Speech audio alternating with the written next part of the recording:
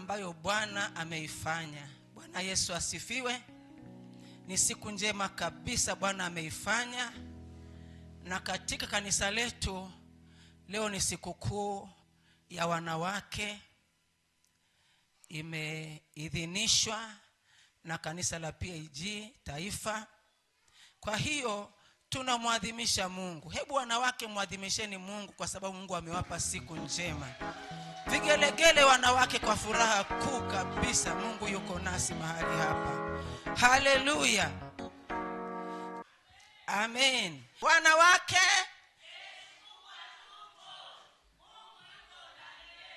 amen, amen. Mungu awabariki sana. Bwana Yesu asifiwe.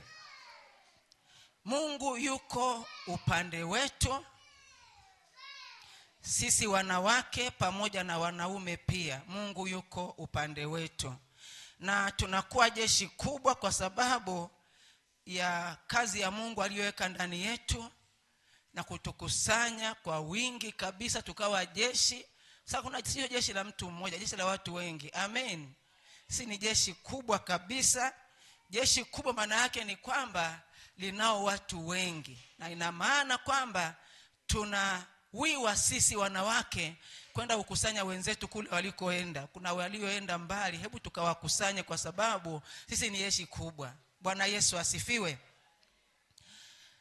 Tutaenda kujifunza neno la Mungu siku hii ya leo. Neno la Mungu zuri ambalo Mungu anapenda kusema na sisi leo. Amen. Mungu anasema na watu wake. Kwa hiyo kwa sababu ni mtu wa Mungu, Mungu anaenda kusema na wewe. Na Mungu anapotusimamisha mahali hapa anakuwa na kitu cha kukuambia. Kwa hiyo kama Mungu anataka kusema na wewe, alafu na wewe uko mahali hapa na ameleta ujumbe mahali hapa ili aseme na wewe, basi tulia ili uweze kumsikia akikwambia kile ambacho anacho kwa ajili yako. Mathayo sura ya 5 mstari wa 13 na 14 nasema hivi: ninyi ni nuru ya ulimwengu. Ni Bwana Yesu alikuwa anafundisha, akawaambia wale waliokuwa pamoja naye, akasema kwamba ninyi ni nuru ya ulimwengu. Kwenye kitabu cha Waefeso anasema, zamani ninyi mlikuwa giza, bali sasa mmekuwa nuru katika Bwana. Kwenye kitabu cha Waefeso Mungu anasema zamani ninyi mlikuwa giza, bali sasa mmekuwa nuru katika Bwana, enendeni kama watoto wa nuru. Na Yesu anapofundisha hapa anasema ninyi ni nuru ya ulimwengu. Alafu akasema mji hauwezi kusitirika ukiwa juu ya mlima. Mji hauwezi kusitirika ukiwa juu ya mlima, kwa sababu ni nuru, ni nuru ya ulimwengu. Na kwanza ameanza ninyi ni nuru ya, ninyi ni chumvi ya dunia. Alafu kwenye mstari wa 14 anasema ninyi ni nuru ya ulimwengu. Mji hauwezi kusitirika ukiwa juu ya mlima. Bwana Yesu asifiwe. Yesu anafundisha hivi akituambia kwamba katika ulimwengu huu sisi ni chumvi. Katika ulimwengu huu sisi ni chumvi, na chumvi hii inapaswa kuwa chumvi ambayo ni halisi, ambayo haijaharibika. Kwa sababu anasema ikiwa chumvi imeharibika haitatiwa nini hata ikolee. Maana yake sisi chumvi ambao Mungu ametuita kama chumvi ya ulimwengu huu, tunapaswa kuwa chumvi ambao tunakolea katika ulimwengu na tunafanya ulimwengu uone mambo ya kimungu. Ulimwengu uone hali ya kukolea kwa uwepo wa Mungu katika ulimwengu wote, kwa sababu ya kila mahali ambako Mungu ameweka chumvi ya dunia. Kama Mungu ameweka chumvi hapa Geita, chumvi ya Geita inapaswa ienee hapa Geita, na uwepo wa Mungu uonekane kwamba upo hapa Geita, na vitu vile ambavyo ni vibaya vinazuiliwa kwa sababu ya chumvi ambayo tayari Mungu ameiweka katika Geita. Anaposema ninyi ni nuru ya ulimwengu, alafu anasema mji hauwezi kusitirika ukiwa juu ya mlima, anatufundisha kwamba sisi ambao Mungu ametuweka katika dunia hii, katika ulimwengu huu, akatuita kwa jina lake, akatuchagua, akatuweka, ametufanya kuwa nuru ya huu ulimwengu. Ndio maana kila eneo utakako kwenda utawakuta watoto wa Mungu, na hao Mungu anasema ni nuru ya ulimwengu. Inapaswa wajitambue kwamba wao ni nuru ya ulimwengu. Inapaswa wajitambue kwamba wao ni chumvi ya dunia. Wakiishi bila kujitambua, watakuwa hawafanyi kile ambacho Mungu amewakusudia, watakuwa hawakolezi ile eneo, watakuwa hawafanyi kile ambacho kitasababisha watu wamuone Mungu na utulivu uwepo kwenye eneo. Utulivu unakuwepo kwa sababu ya watu wa Mungu kuwepo mahali wakiwa chumvi na wakiwa nuru katika maeneo yao katika dunia. Bwana Yesu asifiwe. Na kama tunavyojua, watu, kila mtu anayeishi ana ulimwengu wake anaoishi. Kwa mfano, wewe unaishi hapa Geita, ina maana tukisema watu waliookoka hapa Geita, ulimwengu wao ni Geita, na Mungu akiita chumvi ya dunia kwa upande wa Geita, anawaangalia watu wa Geita, anaangalia kukolea kwetu hapa Geita na kuleta hali ya kimungu hapa Geita na kuleta utulivu unaokubalika hapa Geita. Akisema nuru ya ulimwengu hapa Geita, anatuona sisi ambao tuko hapa. Anapoangalia familia, anaangalia watu wa Mungu waliopo kwenye ile familia, anaangalia watu wa Mungu waliopo kwenye ule ukoo, na wanapaswa kuwa chumvi, wanapaswa kuwa nuru katika ile familia na katika ule ukoo. Anapoangalia nchi kwa ujumla, anaangalia watu wote ambao amewaweka katika hiyo nchi, akawafanya kuwa chumvi, akawafanya kuwa nuru. Wanatakiwa watengeneze hali ya utulivu na hali ambayo ni ya kimungu katika ile nchi, ili mambo mabaya na uharibifu usitokee, kwa sababu tayari Mungu ameweka chumvi, ameweka nuru. Bwana Yesu asifiwe. Kwenye kitabu cha Petro wa kwanza sura ya 2 mstari wa 9,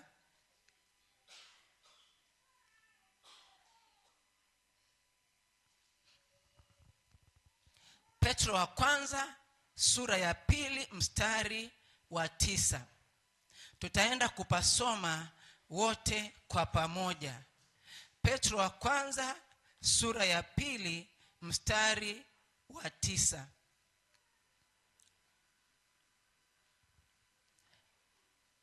Petro wa kwanza sura ya 2 mstari wa 9. 1, 2, 3, tusome.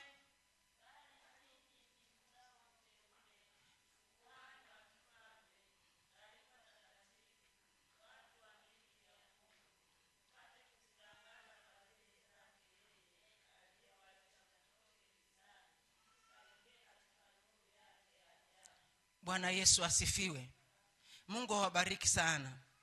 Anasema, bali ninyi ni uzao mteule, ukuhani wa kifalme, taifa takatifu, watu wa milki ya Mungu. Hebu mstari huu uingie ndani yako, uone Mungu akikuambia mambo mazuri namna hii.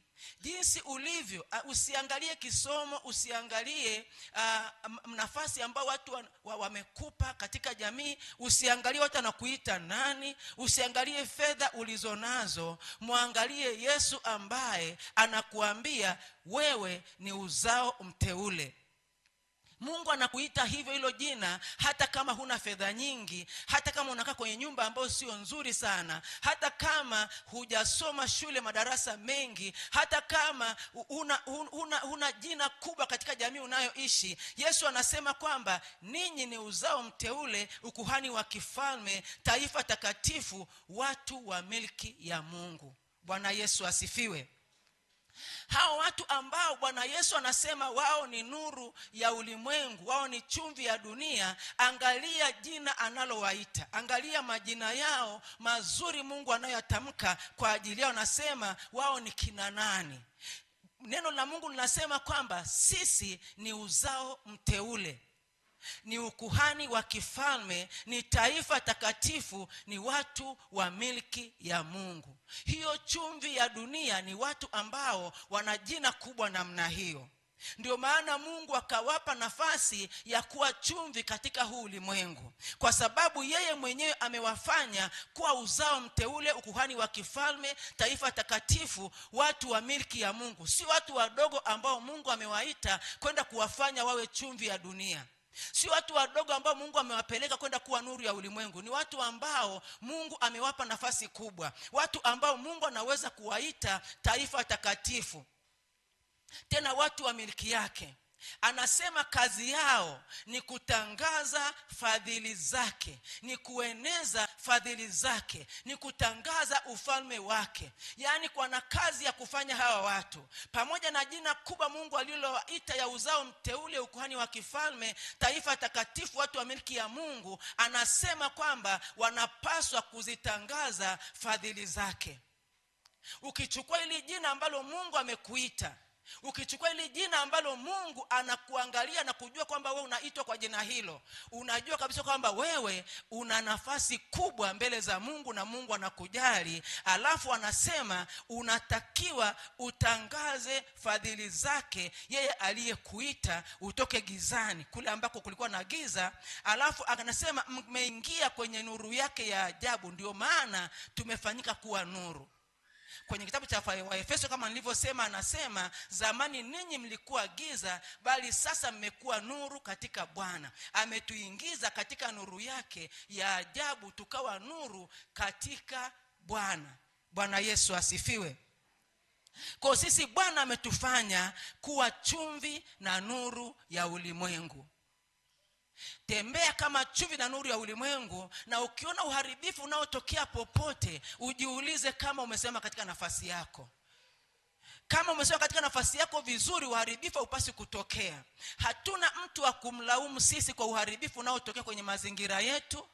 Hatuna mtu wa kumlaumu katika uharibifu unaotokea kwenye taifa letu hili. Hatuna mtu wa kumnyoshea kidole. Ila tunapaswa kujiuliza tulikuwa wapi kama chumvi, kama nuru katika nchi yetu hii. Bwana Yesu asifiwe. Mungu ametuita katika nafasi ya kuwa chumvi na nuru. Kwa hiyo tunapaswa kufanya kazi ya Mungu namna hiyo kama Mungu alivyotuita. Hebu tuangalie Zaburi ya kwanza. Tuangalie Zaburi ya namba 1. Zaburi namba 1 mstari wa 1 mpaka wa 3. Zaburi 1 kuanzia mstari wa 1 mpaka wa 3.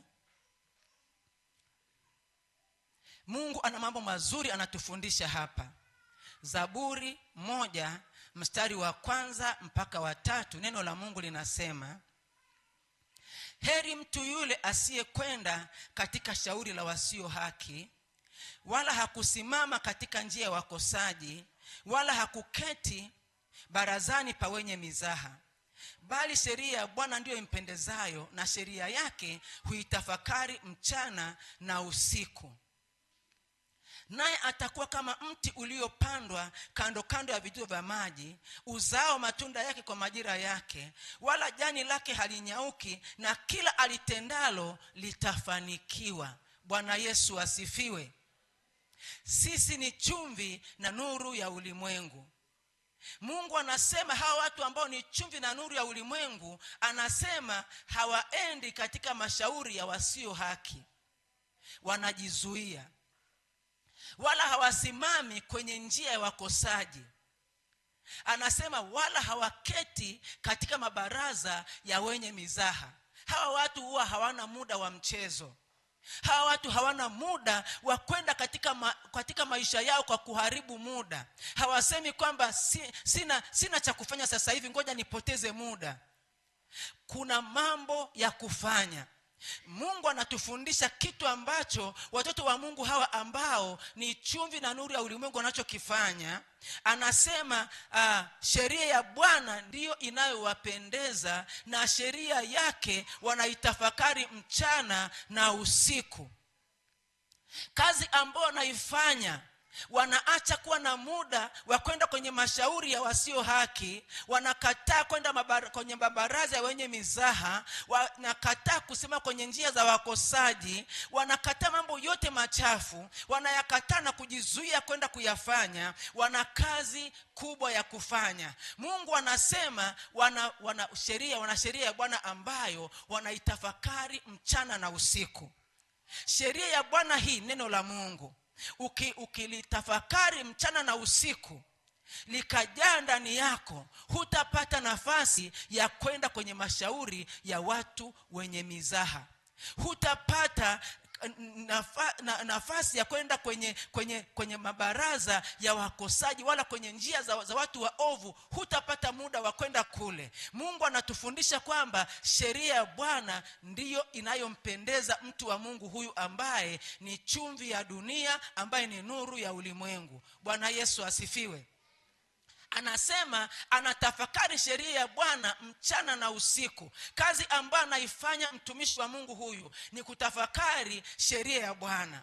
Hii ni kazi ambayo Mungu aliiona kwamba inakutosha kuifanya, kwamba unaifanya hiyo kazi na inakutosha kabisa kuifanya, na unakuwa ni kazi ambayo unaifanya, unaacha mambo mengine wanadamu wanaokimbilia, unaifanya hiyo kazi na inakutosheleza, na ukiifanya hiyo utaona kabisa kwamba umefanya kazi. Mungu anasema ni kutafakari na sheria ya Bwana mchana na usiku.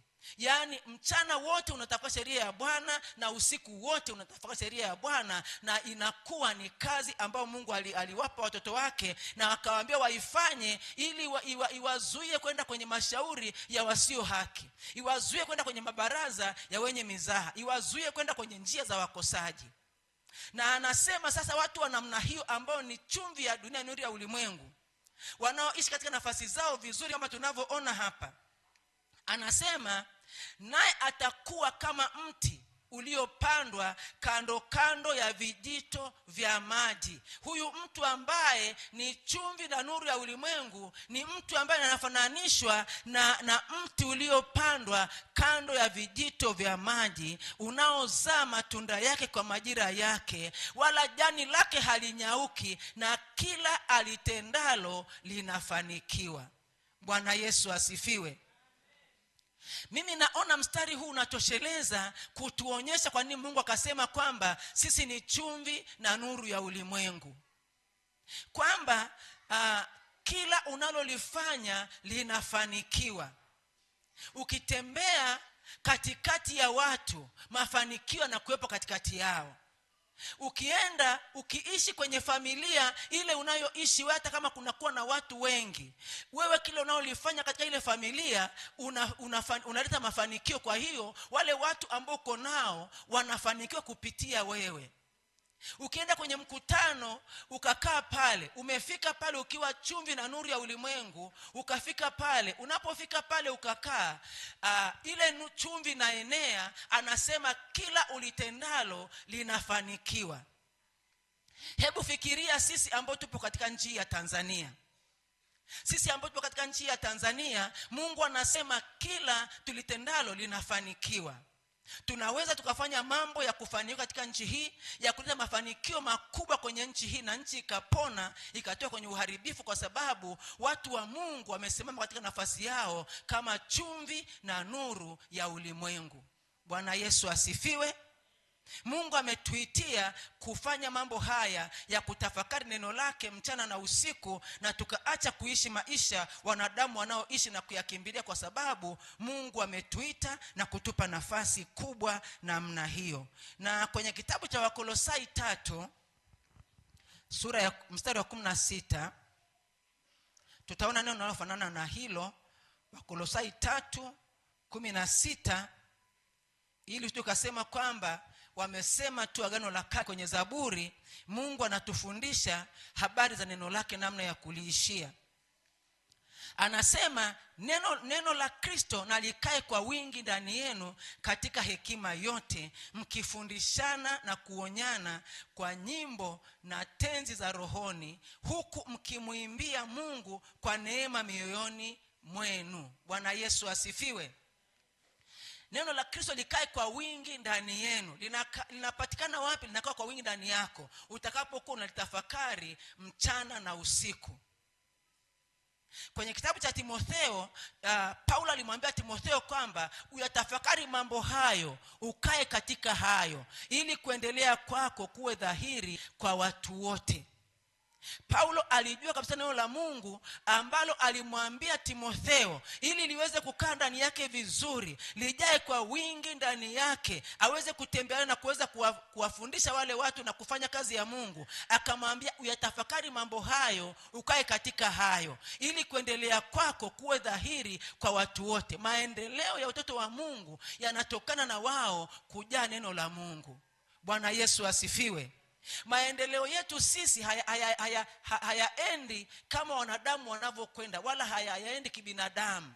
Wanadamu na namna zao za kuendelea na kujifurahisha na kutengeneza ukuu wao na kufanya mambo yanayowafanya wawe katika hali nzuri. Lakini Mungu anasema kuendelea kwetu sisi, kufanikiwa kwetu sisi ni kwa kulitafakari neno la Mungu. Kwa kutafakari neno la Mungu likakaa ndani yetu. Tena anasema ukae katika hayo. Uyatafakari hayo, ukae katika hayo. Sio kutafakari tu, uyaishi hayo maneno ya Mungu. Na hapa anasema neno la Kristo likae kwa wingi ndani yenu. Maana yake liishi kwa wingi ndani yako. Sio unasoma leo unaacha, hapana. Unalisoma, unasoma tena, unatafakari tena, na linakaa kwa wingi ndani yako. Kwa sababu Mungu anataka tupate maendeleo. Mungu anataka tupige hatua. Mungu anataka kila mmoja akue, kila mmoja aimarike, kila mmoja atembee katika uweza ule ambao Mungu alimkusudia atembee nao. Tukisoma kitabu cha Matendo ya Mitume 20 tutaona jinsi ambavyo maendeleo yetu yanatokana na neno la Mungu. Hebu fungua Matendo ya Mitume 20. Matendo ya Mitume sura ya 20 mstari wa 32. Matendo ya Mitume 20:32, Mtume Paulo anafundisha pale. Matendo ya Mitume 20:32, neno la Mungu linatufundisha. Anasema basi sasa, ni Mtume Paulo anaongea na watumishi wa Mungu. Anasema basi sasa nawaweka katika mikono ya Mungu, na kwa neno la neema yake ambalo laweza kuwajenga na kuwapa urithi pamoja na wote waliotakaswa. Bwana Yesu asifiwe. Mtume Paulo anaongea na watu wa Mungu hapa. Anasema basi sasa nawaweka katika mikono ya Mungu, na kwa neno la neema yake, kwa neno la Mungu, neno la Kristo la neema yake ambalo linaweza kuwajenga na kuwapa urithi pamoja na wote waliotakaswa. Neno la Mungu linaweza kukujenga. Bwana Yesu asifiwe. Kama Mungu anakufundisha kitu ambacho kinaweza kukujenga wewe, kinaweza kukutoka kwenye hatua moja ya chini ukupeleka kwenye hatua nyingine ya juu zaidi. Kitu ambacho kinaweza kukusaidia wewe ukatoka mahali pa chini ukaenda mahali pa juu. Ukatoka mahali pa kudharauliwa ukawa mtu wa heshima. Ukatoka mahali pa kupungukiwa ukawa mtu ambaye unavyo vitu vingi. Mungu anakufundisha kitu ambacho kinakupigisha hatua. Anasema neno lake ndilo ambalo linaweza kukujenga na kukupa urithi. Kwenye mazingira yote neno la Mungu linakujenga. Bwana Yesu asifiwe. Mazingira yote mema ambayo Mungu ameyakusudia watoto wake, watu wake wajengwe, Mungu ametupa neno ambalo linaweza kukujenga na kukupa urithi pamoja na wote waliotakaswa. Tunajengwa wote. Mungu anatujenga kwa neno lake. Neno la Mungu likaa ndani yetu linatujenga. Kwa hiyo juhudi yako unayoiweka kwenye neno la Mungu sio ya bure. Tumia muda kwenye neno la Mungu. Tumia muda kwenye kusoma, tumia muda kwenye kutafakari, tumia muda kwenye kusikiliza, tumia muda kwenye kukaa kwenye neno. Mungu anasema yatafakari hayo, ukae katika hayo, ili kuendelea kwako kuwe dhahiri kwa watu wote. Bwana Yesu asifiwe. Na kama ninavyotufundisha kwamba tutakuwa kama mti uliopandwa kando ya vijito vya maji, unaozaa matunda kwa majira yake. Matunda ambayo tunazaa matunda ambayo hayapungui kwa majira yake. Hakuna majira ambayo yanafika ya matunda ambayo tunayakosa, kwa sababu tumekaa kwenye neno la Mungu sawa sawa. Na anasema kila analolitenda linafanikiwa. Maana yake ni kwamba huyu mtu ambaye ni chumvi na nuru ya ulimwengu anakuwa wa faida. Anakuwa wa faida anapokuwa nyumbani. Bwana Yesu asifiwe. Hata kama nyumbani hakuna mtu mwingine aliyeokoka, ni wewe uliyeokoka peke yako, ukatembea kama nuru na chumvi kwenye ile familia, unakuwa wa faida pale kwenye ile familia. Unakuwa wa faida kwenye shule unayosoma, unakuwa wa faida wewe kama usema nafasi yako sawa sawa, unakuwa wa faida. Unakuwa wa faida hata kama unafanya biashara sokoni kule. Mradi umeokoka, au uko peke yako pale kwenye ile soko kubwa kama pale Nyankumbu pana watu wengi, lakini wewe umekuwa pale ni mtumishi wa Mungu, umesema kama chumvi ya ulimwengu, ukakaa pale katika nafasi ya chumvi, unakuwa wa faida kwenye ile soko. Inawezekana uharibifu ambao ungetokea pale ukasitishwa kwa sababu mtumishi wa Mungu yuko pale. Chumvi na nuru ya ulimwengu iko pale katikati ya ile soko ambalo limejaa watu wengi, lakini ile chumvi imekolea na uharibifu umezuiliwa. Bwana Yesu asifiwe. Kila ambako tunakuwa watu wa faida. Tunaweza tukaenea na watu wakapata faida kupitia sisi, kwa kuwa kila tunalolitenda linafanikiwa. Biashara yako unaifanya inafanikiwa. Chochote ambacho unakifanya ukaona kwamba kina hali ya kusuasua, jiulize umesimamaje katika nafasi ya wewe kukaa katika neno la Mungu. Kama anavyosema kwamba kwa neno anasema kwenye ambayo neno linaloweza kukujenga na kukupa urithi. Umekaje kwenye hilo neno? Kwa sababu anasema anaweka kwenye mikono ya Mungu na kwa neno la neema ya Mungu ambalo linaweza kuwajenga na kuwapa urithi. Wewe umekaaje kwenye hilo neno la Mungu alafu unaanza kufeli? Maana yake ni kama maisha ya kufeli sio ya wana wa Mungu. Sio watu wa Mungu wanaotembea na neno lake. Neno la Mungu linaweza kukujenga na kukupa urithi pamoja na wote waliotakaswa, na pia ukawapa faida wengine ambao unakuwa pamoja nao, hata kama bado nuru haijawafikia, lakini kwa sababu anatembea na mtoto wa Mungu, wanakuwa wanapokea mambo ya kimbingu katika maisha yao na kuona faida ya kuwa pamoja na wana wa Mungu. Tutaenda kuangalia mfano wa mtumishi wa Mungu. Kuna mifano kama miwili ambayo tutaiangalia kwenye Biblia ambayo itatuonyesha jinsi ambavyo ukitembea na ukatembea katika nafasi yako kama mwana wa Mungu unakuwa faida.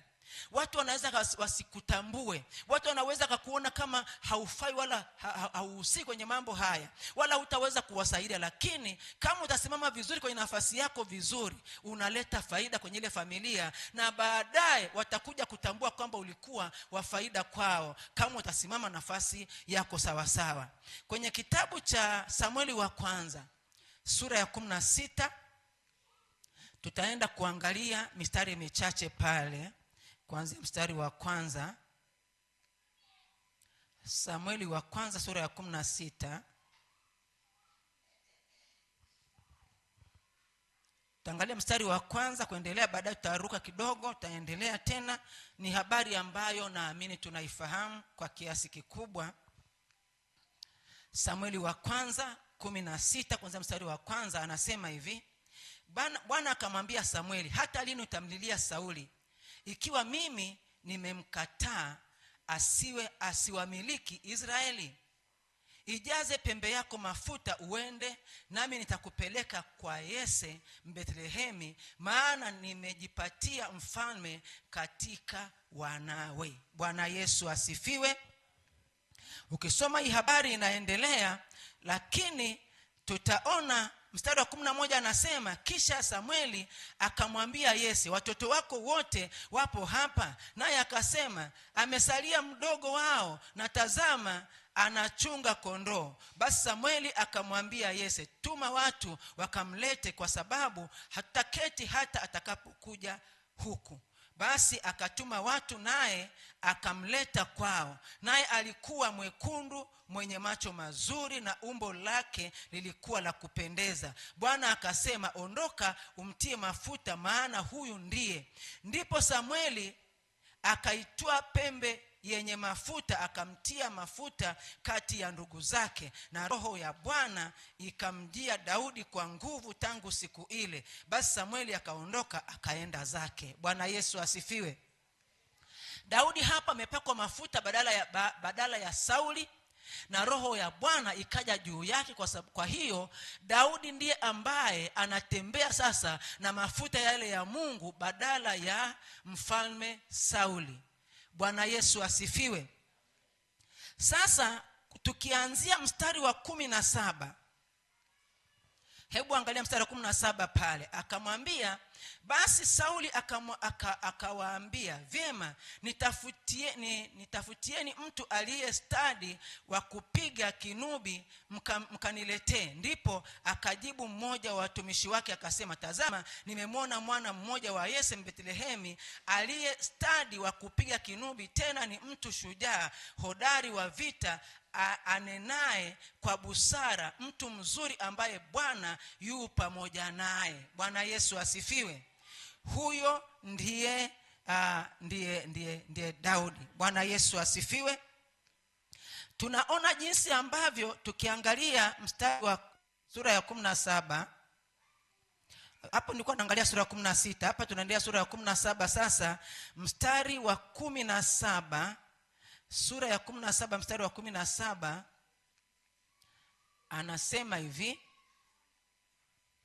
ndipo Yese akamwambia Daudi mwanaye, haya sasa wachukulie ndugu zako efa ya bisi na mikate mizuri 10, ipeleke upesi kambini kwa ndugu zako, ukampelekee akida wa 1000 yao jibini hizi 10, ukawaangalie wa hali gani, kisha uniletee jawabu yao. Basi Sauli na watu wote wa Israeli walikuwa katika bonde la Ela wakipigana na Wafilisti. Bwana Yesu asifiwe. Kama tulivyoona, Daudi ndiye mpakwa mafuta wakati huo. Sauli ameshanyang'anywa ule hali ya upakwa mafuta. Kwa hiyo yupo pale ni mfalme, lakini hana mafuta ya Mungu tena. Mafuta yameenda kwa Daudi. Na wale watu ndugu zake Daudi waliona Daudi akipakwa mafuta, na hata Sauli alipoita mtu akuja kumpigia kinubi, aliambiwa kwamba ni mtu wa Mungu huyu. Alielezwa ambapo ni mtu wa Mungu ambaye ana mambo ya kimungu ndani yake. Kwa hiyo ndugu zake Daudi wanafahamu kwamba huyu ni mpakwa mafuta, kwa sababu aliona akipakwa mafuta, na Sauli alishamuona kwa sababu ndiye alikuja kumpigia kinanda. Akiwa anapiga kinanda anampaka, mapepo yakawa yanatulia, wakati Sauli alikuwa amepagawa na mapepo. Sasa kitu ambacho cha kushangaza ni jinsi ambavyo walimwacha mpakwa mafuta nyumbani akichunga kondoo, wakachukuana watu ambao hawana mafuta ya Mungu, wakaenda kupigana vita. Wakamwacha Daudi, walimwacha Daudi nyumbani, wakaenda kupigana vita wao wenyewe. Wakaangalia kwa macho ya wanadamu, wakamwangalia Eliabu, wakaangalia na Shama, wakaangalia na watu wengine, wakaona kwamba wale watu wanafaa kwa misuli, wana uzoefu wa vita, wanaweza kubeba silaha kubwa, wanaweza kupigana na Wafilisti, wakaenda nao. Kwa hiyo wakamwacha mpakwa mafuta mwenye mambo ya Mungu na uweza wa Mungu kwa ajili ya ukombozi wa Israeli nyumbani, wakamwona ni mtoto mdogo. Na ndivyo ambavyo watu wanajisahau, wanadharau watoto wa Mungu wakati mwingine. Ukisoma hii habari utaona. Hebu tuanzie mstari wa 31 tumuone mpakwa mafuta hapa. Mpakwa mafuta hapa Daudi, tumuona mstari wa 31 anasema, na maneno hayo aliyosema Daudi yaliposikiwa, watu wakamweleza Sauli, naye akatuma watu kwenda kumwita Daudi. Hapa tunaona kwamba ni Yese alimtuma Daudi aende kule vitani ili akaone ndugu zake tu. Hata Yese mwenyewe hajui kwamba huyu mtoto anaweza kupigana vita. Anamwambia kawaangalie ndugu zako. Ina maana wote wamemdharau Daudi pamoja na mafuta alionayo. Hakuna mtu anaona chochote cha kuweza kufaa kupitia kwa mafuta yale ya ambayo Daudi alikuwa amepakwa. Daudi akafika pale akawaeleza watu maneno mazuri, jinsi ambavyo wanaweza wakamshinda kwa nguvu ya Mungu na jinsi ambavyo anaweza kupigana na Goliati. Watu wakaenda wakamfikishia Sauli yale maneno. Daudi akamwambia Sauli, mstari wa 32, asizimie moyo mtu yeyote kwa ajili ya huyu. Mimi mtumishi wako nitakwenda kupigana na Mfilisti huyu. Bwana Yesu asifiwe. Daudi anamwambia Sauli, mfalme ambaye watu wanamheshimu, anaangaliwa na majeshi, ana silaha kubwa, tena ni mtu mzima ambaye ana uwezo kibinadamu wa kupigana vita yote na kushindia taifa la Israeli, lakini amejificha kwa Wafilisti wasije kumfikia. Sasa Daudi ambaye alionekana ni mtoto kwa sababu tu ana mafuta ya Mungu, anawaambia kwamba asizimie, anawaambia Sauli asizimie moyo mtu yeyote kwa ajili ya Mfilisti huyu. Ni maneno anaweza kusema tu mtu ambaye ana mafuta ya Mungu, anapoweza kuangalia vitu vinavyowatisha wanadamu, vitu ambavyo vinawafanya wanadamu watetemeke, washindwe cha kufanya. Anayeweza kusema kwamba haya mambo yanawezekana ni mtumishi wa Mungu aliyepakwa mafuta, kwa mfano wa Daudi. Anasema asizimie mtu yeyote kwa sababu mimi mtumishi wako nitakwenda kupigana na Mfilisti huyu. Bwana Yesu asifiwe. Na tunaona jinsi ambavyo kwenye anaendelea. Sauli akamwambia Daudi, huwezi wewe kwenda kumwendea Mfilisti huyu upigane naye, maana wewe ukijana tu na huyu ni mtu wa vita tangu ujana wake. Daudi akamwambia Sauli, mtumishi wako alikuwa mchunga kondoo za baba yake, na alipokuwa akija simba au dubu akamkamata mwana kondoo wa lile kundi, mimi hutoka humfuata, nikampiga, nikampokonya kinywani mwake, akinirukia humshika ndevu zake, nikampiga, nikamuua. Mtumishi wako alimuua simba na dubu, na huyu Mfilisti asiyetahiriwa atakuwa kama mmoja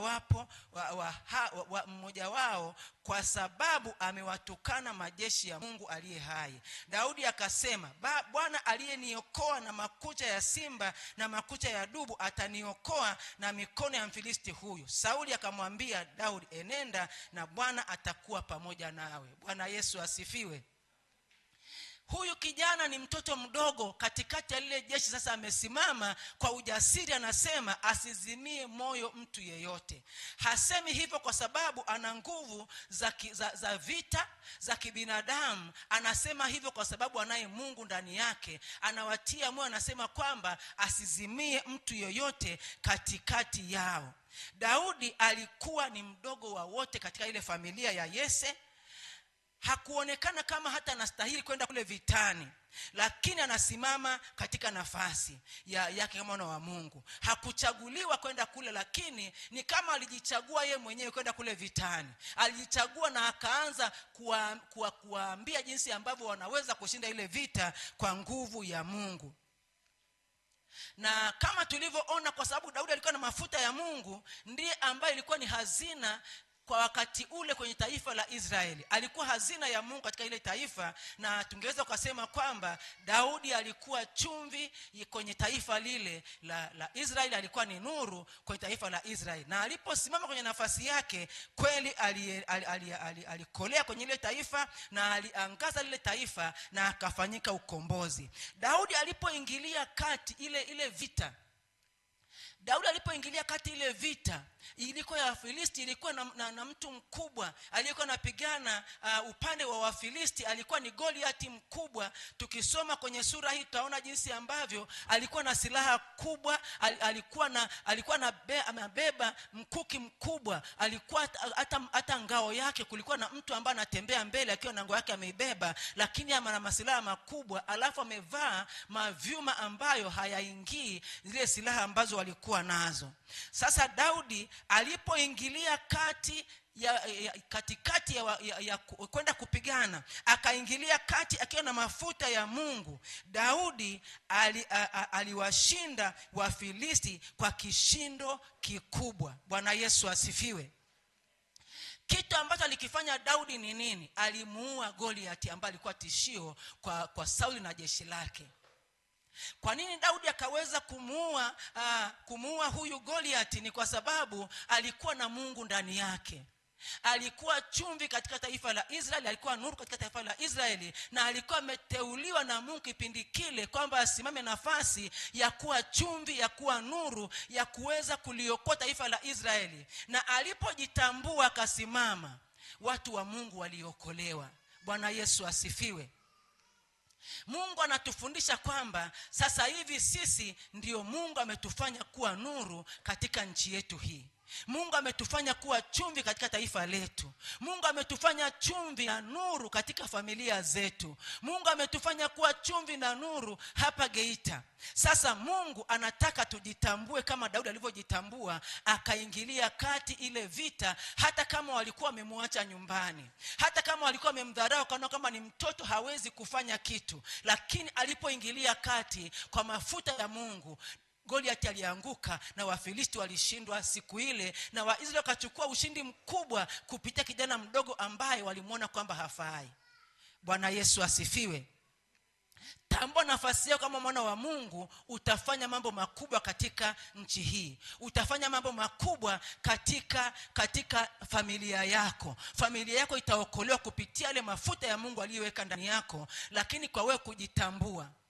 Fikiria Daudi angekaa nyumbani akaendelea kuchunga kondoo, Goliath angeendelea kuwabagaza, angeendelea kuwatukana watu wa Mungu, angeendelea kuleta uharibifu kwenye taifa lile la Israeli. Lakini Daudi alipopata nafasi aliitumia sawa sawa.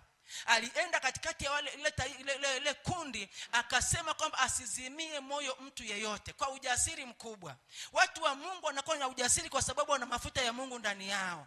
Baada ya kujitambua, baada ya kuchukua nafasi ya kujua kabisa kwamba wamepakwa mafuta na Mungu, wanaweza kusimama katika nafasi ya wana wa Mungu na kutamka mambo ya kimbingu. Ndipo anaposema kwamba asizimie moyo mtu yeyote.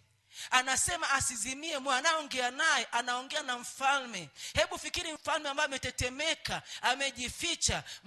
Kijana mdogo anamwambia kwamba asizimie moyo kwa ujasiri, kwa sababu tu amejitambua kwamba ana mafuta ya Mungu. Na atakaposimama anasema kwamba mimi nitaenda kupigana na Mfilisti huyu, yule ambaye ni giant, ambaye amewashinda watu wote katika ile taifa. Daudi anasema kwamba nitaenda kupigana naye kwa sababu tu amejitambua na ana mafuta, na akajitambua na akaweza kufika pale na akaanza kupigana. Hebu fikiri sisi wote tukajitambua wana wa Mungu.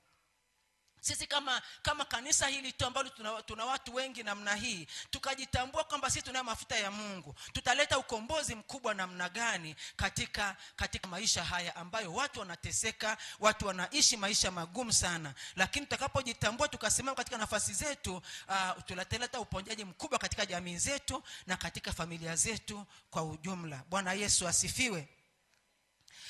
Tuangalie tena eneo dogo la mfano mwingine kwa mtumishi mwingine aliyeleta uponyaji katika familia yake. Tutaenda kumwangalia huyu Abigaili kwenye kitabu cha Samueli wa kwanza 25. Samueli wa kwanza hapo 25. Hebu tuanzie mstari wa 14. Ni hadithi ambayo naamini tunaifahamu. Tutaenda kuangalia kwa kifupi mstari wa 14. Ni hadithi ya Daudi alipofika kwenye mji ule ambako alikuwepo Abigaili pamoja na mume wake Nabali. Na Daudi akataka msaada, akataka apate msaada kwa ajili ya chakula na mambo ya kuwasaidia kule nyikani, kwa sababu alikuwa amemkimbia Sauli. Lakini Nabali akawa amekataa na akaongea maneno magumu sana juu ya wale waliokwenda kumfuata kutaka ule msaada. Sasa baada ya Daudi kupata habari kwamba Nabali amekataa kutoa msaada ule, Daudi alitaka kwenda kuangamiza wote. Kwenye mstari wa 13 anasema, kisha Daudi akawaambia watu wake, haya, jifungeni kila mtu upanga wake. Nao wakajifunga kila mtu upanga wake. Daudi naye akajifunga upanga wake, nao wakapanda nyuma yake Daudi, wapata kama watu 400, na watu 200 wakakaa katika vyombo vyao. Daudi anajipanga kwenda kupigana na kwenye familia ya mtu mmoja tu ambaye anaitwa Nabali, ambaye amefanya hali ambayo ameona kwamba haifai. Anaenda kumwangamiza pamoja na familia yake. Kwenye mstari wa 18 anasema, lakini kijana mmoja alimpasha habari Abigaili, mkewe Nabali, akasema, tazama, Daudi alituma wajumbe kutoka nyikani waje ili kumsalimu bwana wetu, naye akawatukana. Walakini watu hawa walitutendea mema sana, wala hatukupata dhara, wala sisi hatukupotewa na kitu chochote wakati wowote tulipokuwa nao wakiwa wanachunga kondoo, tukiwa tunachunga kondoo. Basi sasa ujue na kufikiri utakayoyatenda, kwa sababu yamekusudiwa mabaya juu ya bwana wetu na juu ya nyumba yake yote, kwa kuwa yeye ni mtu asiyefaa kabisa, hata mtu hawezi kusema naye. Ndipo Abigaili akafanya haraka, akatoa mikate 200 na viriba viwili vya divai na kondoo 5 waliofanyizwa tayari, na vipimo 5 vya bisi na vishada 100 vya zabibu, na mikate ya tini 200. Akavipakia vitu hivi juu ya punda, akawaambia vijana wake, haya, tangulieni mbele yangu, angalieni mimi na wafuata. Ila hakumwambia mumewe Nabali. Ikawa alipokuwa amepanda punda wake na kuteremka penye stara ya mlima, tazama, Daudi na watu wake walikuwa wakishuka kumkabili, naye akawakuta. Basi Daudi alikuwa amesema, hakika ni bure nilivyokuwa nikilinda nyikani yote aliyonayo huyu mtu, asipotewe na kitu chochote ila na cha mali yake yote, naye amenilipa mabaya badala ya mema. Mungu naye afanye hivyo adui za Daudi na kuzidi, nikimwachia katika wote walio wake hata mtoto mume mmoja, hata kutakapopambazuka asubuhi. Ndipo Abigaili alipomwona Daudi, alifanya haraka, akashuka juu ya punda wake, akamwangukia Daudi kifudifudi, akainama mpaka nchi, akamwangukia miguuni pake, akasema, juu yangu bwana wangu, juu yangu mimi na uwe uovu. Tazama, mjakazi wako na anene masikioni mwako, nawe uyasikilize maneno ya mjakazi wako. Na kusihi bwana wangu, wewe usimwangalie mtu huyu asiyefaa Nabali, kwa maana kama ilivyo jina lake ndivyo alivyo yeye. Jina lake ndilo Nabali, na upumbavu anao. Lakini mimi mjakazi wako sikuwaona hao vijana wa bwana wangu uliowatuma. Basi sasa bwana wangu aishivyo Bwana, na iishivyo nafsi yako kwa Bwana, amezuia usimwage damu, tena usijilipize kisasi mkono wako mwenyewe. Basi sasa adui zako na hao wamtazamao bwana wangu mabaya wawe kama Nabali. Bwana Yesu asifiwe. Habari hii inaendelea, lakini utaona jinsi ambavyo huyu Abigaili aliokoa nyumba yake kwa sababu ya kunyenyekea na kufanya yampasayo. Bwana Yesu asifiwe. Tunachojifunza hapa ni jinsi ambavyo watu wa Mungu, watu wenye kitu cha Mungu ndani yao, wanaweza kuwa faida katikati ya familia zao. Katikati ya familia, utakaposema katika nafasi yako, unakuwa wa uponyaji. Hata kama kuna uharibifu ambao ungeweza ukatokea, lakini unaweza ukaleta hali njema. Abigaili alisema kwenye nafasi yake. Fikiria Abigaili angekaa nyumbani akasema shauri yake huyo Nabali kama ameongea vibaya juu ya watumishi wa Daudi, ingekuwaje? Abigaili alikuwa na watoto na amezaa na Nabali, na wale watoto wa Nabali, kama angekuwa na watoto wa kiume, wote wangeangamizwa kwa sababu walikuwa ni watoto amezaa na Nabali. Na Daudi amesema kwamba anaenda kuangamiza watoto wote wa kiume katika familia ya Nabali. Ina maana kwamba Abigaili pamoja na alikuwa ameona kwa macho yale ya kuona uharibifu unakuja kwenye familia yake, na alipouona uharibifu unakuja akaenda kuuzia uharibifu kama mtoto wa Mungu. Bwana Yesu asifiwe. Tukisimama kwenye nafasi zetu kama wana wa Mungu katika familia zetu, uharibifu hautatokea kwa sababu tutauona unakuja na kuuzuia kwa uwezo wa kimungu ambao ametupa ndani yetu. Abigaili aliweza kuuzuia uharibifu kwenye familia yake. Abigaili aliposimama katika nafasi yake kama mtumishi katika ile familia, alizuia uharibifu. Nafasi yake ilikuwa ni ya ulinzi kwenye ile familia yake. Alipogundua tu kwamba kuna watu wamekuja na bali amewatukana, amewatamkia maneno magumu, alienda kwa katika hali ya unyenyekevu kwa Daudi na akaenda kuzuia ule ubaya. Bwana Yesu asifiwe. Tukisoma kitabu cha Mambo ya Nyakati wa Pili 7:14, Mambo ya Nyakati 2 wakati wa pili, alafu tunasoma sura ya 7 mstari wa 14. Mambo ya Nyakati wa Pili sura ya 7 mstari wa 14. Mungu anatufundisha neno pale. Tutaenda kusoma wote kwa pamoja. Nyakati wa Pili sura ya 7 mstari wa 14. Naomba tusome wote kwa pamoja. 1, 2, 3 tuanze. Bwana Yesu asifiwe. Nyakati wa Pili sura ya 7 mstari wa 14. 1, 2, 3 go.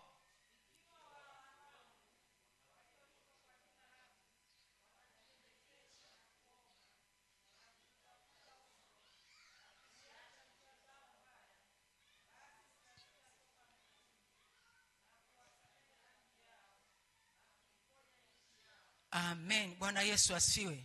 Mungu anasema habari za kuiponya nchi kabisa. Anasema watu wake walioitwa kwa jina lake. Hebu jiulize, wewe ni mtu wa Mungu ulioitwa kwa jina lake au sio mtu wa Mungu ulioitwa kwa jina lake? Mungu anasema sasa watu wa Mungu jiweke kwenye nafasi ile. Uone kwamba ikiwa watu wa Mungu walioitwa kwa jina lake wakinyenyekesha na kuomba na kutafuta uso wake Mungu na kuziacha njia zao mbaya, Mungu anasema atasikia kutoka mbinguni na kuwasamehe uovu wao na kuiponya nchi yao. Kama tunataka nchi yetu ipone, iwe salama, mambo mazuri yaonekane katika nchi yetu, tufuate hii formula ambayo Mungu ameiweka kwenye neno lake. Fikiria mtumishi wa Mungu Abigaili aliposimama katika nafasi ya kama ya ulinzi katika familia yake, jinsi ambavyo ilisababisha uponyaji kwenye ile familia.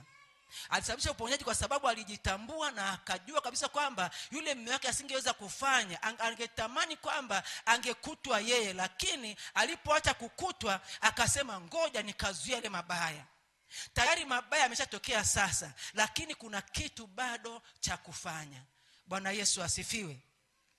Ameshazuia sasa kwamba tena ameshawatukana kabisa, lakini imeisha? Hapana, bado kuna kitu cha kufanya. Uharibifu wetu katika nchi yetu, tumeshaona watu wamekufa, tumeshaona watu wametekwa, tumeshaona watu wamepotea. Sasa bado kuna kitu cha kufanya au hakipo? Kama kipo cha kufanya, basi tukifanye katika nafasi yetu kama watu wa Mungu, katika nafasi ya kuwa nuru na chumvi ya ulimwengu. Kuna mstari ambao tutaenda kumalizia hapa kwenye kitabu cha Isaya 62:6. Isaya 62 mstari wa 6. Mstari wa 6.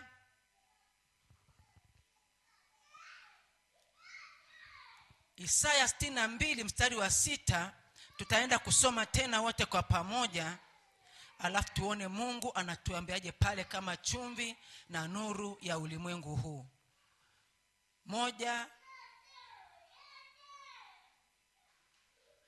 Kuna watu kuna kitu kimetokea huko nini?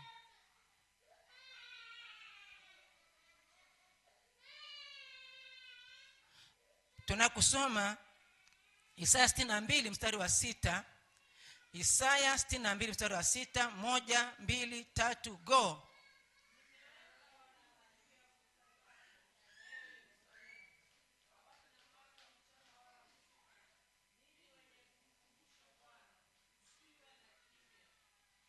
Bwana Yesu asifiwe. Mungu anasema kwamba ninyi wenye kumkumbusha Bwana msiwe na kimya. Hapa anasema nimewaweka walinzi juu ya kuta zako Yerusalemu. Kuna walinzi wamewekwa katika kuta za Yerusalemu. Anasema hawatanyamaza mchana wala usiku. Je, si tumenyamaza? Kuna kipindi ambacho kimefika tukanyamaza, uharibifu kaendelea katika familia zetu, katika mkoa wetu, katika nchi yetu, katika ulimwengu wako. Kuna sehemu ambayo umenyamaza. Mungu amesema kwamba hawatanyamaza mchana wala usiku. Alafu anasema ninyi wenye kumkumbusha Bwana msiwe na kimya. Mungu anatufundisha cha kufanya. Tunatakiwa kuwa katika hali ya kuomba, kumtafuta Bwana, kufanya kazi ya Bwana, kufanya yale ambayo Mungu ametupa kufanya, kama alivyofanya Abigaili na akaikomboa familia yake, kama alivyofanya Daudi akakomboa taifa lake. Na sisi wenyewe watu wa Mungu tuna mambo ya kufanya kwa ajili ya ukombozi wa familia zetu, kwa ajili ya ukombozi wa jamii zetu, kwa ajili ya ukombozi wa watu ambao tuko nao, kwa ajili ya ukombozi pale unakoishi, unakofanya kazi, kwa ajili ya ukombozi pale kwenye biashara yako. Una kitu cha kufanya. Mungu anasema kwamba usiwe na kimya. Tunatakiwa tufanye yale ambayo Mungu ametueleza, tuongee kama Mungu anatuelekeza tuongee, tufanye, tuombe. Kama tukinyenyekea tukaomba, tukatafuta uso, Mungu anaiponya nchi yetu. Kwa nini tusifanye hivyo kama wana wa Mungu? Tukifanya hivyo ina maana kwamba tutaenda kuleta ukombozi katika nchi yetu. Bwana Yesu asifiwe. Tukumbuke Mungu ametufundisha sisi ni uzao mteule, ukuhani wa kifalme, taifa takatifu, watu wa milki ya Mungu, wanaotangaza fadhili zake. Sisi ndio hao watu ambao Mungu anawatuma kuwa nuru na chumvi ya ulimwengu. Hawa watu Mungu aliowatuma, tumeona kwamba ameweka vitu vikubwa ndani yao vya kuwa uzao mteule, ukuhani wa kifalme, taifa takatifu, watu wa milki ya Mungu. Mungu ameweka vitu vikubwa ndani yao vya namna hiyo, na Mungu akawaita kwamba ni chumvi ya dunia, ni nuru ya ulimwengu. Na akasema zamani ninyi mlikuwa giza, lakini sasa mmekuwa nuru katika Bwana. Wewe ni nuru katika Bwana. Anasema enenda kama mtoto wa nuru katika maisha yako yote. Usiende kama giza tena, kwa sababu umeshafanywa na Mungu. Mungu ameshakufanya kuwa nuru, ameshakufanya nuru katika yeye. Unapokuwa ndani ya Yesu, kwa sababu Yesu mwenyewe ni nuru, basi amekufanya na wewe kuwa nuru. Kwa hiyo tembea kama mwana wa nuru. Na utakapokuwa mwana wa nuru, tembea kama mwana wa nuru, ina maana unaangaza kila kona ambako unakuwa. Unaangaza kwenye familia yako, unaangaza kwenye ukoo wako, unaangaza kwenye jamii inayokuzunguka, unaangaza kwenye taifa na kwenye dunia kwa ujumla. Ndio maana akasema enendeni ulimwenguni mote mkahubiri injili kwa kila kiumbe. Maana yake ni kwamba tunakuwa nuru kwenye ulimwengu wote. Tena akasema anzieni Yerusalemu, alafu muende Uyahudi wote, muende Samaria, mpaka mwisho wa nchi. Tunahusika kila mahali tutakaposema kwenye nafasi zetu. Bwana Yesu hakukosea kusema kwamba tuanzie Yerusalemu, alafu tuende Uyahudi wote, alafu uende Samaria, alafu uende mpaka mwisho wa nchi. Kwamba tunahusika kuanzia pale tulipo, alafu tunaenda mpaka tunafika mwisho wa nchi. Yaani hakuna mahali ambapo mtu wa Mungu aliye chumvi, aliye nuru ya ulimwengu hahusiki. Tunahusika kila mahali, kwa sababu Mungu ametuita kwa nyakati hizi. Kina Paulo, kina Petro na wale wengine walitumika nyakati zao, na tunakumbuka kazi waliofanya ilivyokuwa kubwa, na wakalala. Lakini sisi sasa hivi ndio tupo sasa, tutembee katika nafasi ya kueneza nuru, ya kuleta chumvi, na kufanya mambo haya ya Mungu yaenee kila mahali, na faida ionekane katika maisha yetu na katika jamii inayotuzunguka. Haleluya! Mwadhimishe Mungu kwa makofi mazuri, kwa sababu Mungu yuko nasi mahali hapa. Amen.